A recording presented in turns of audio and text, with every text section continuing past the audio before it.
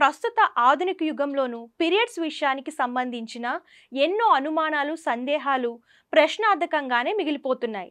అంతేకాదు ఇప్పటికీ ఈ విషయంపై ఓపెన్గా మాట్లాడేందుకు కొందరు ఇష్టపడరు.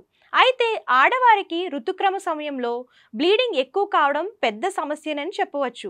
కానీ చాలామంది ఇలాంటి సమస్యను ఫేస్ చేస్తున్నా పక్కవారితో చర్చించరు సరికదా, డాక్టర్ వద్దకు వెళ్లేందుకు కూడా ఆలోచిస్తూ ఉంటారు. ఇప్పుడు మనం ఈ విషయానికి సంబంధించిన సమాచారాన్ని తెలుసుకునే ప్రయత్నం చేద్దాం. పీరియడ్ సమయంలో బ్లీడింగ్ తో పాటు కొంతమందికి కడుపు నొప్పి కూడా వస్తుంది.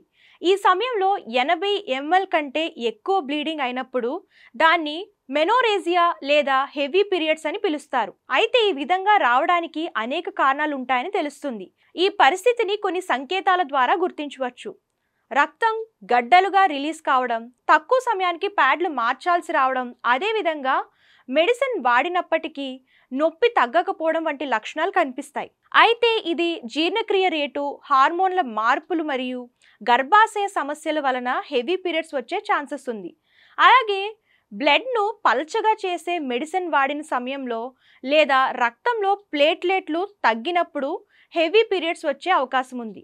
అదేవిధంగా ఇన్ఫెక్షన్లు సోకిన సమయంలో కూడా బ్లీడింగ్ సమస్య ఎక్కువయ్యే ప్రమాదం ఉంది.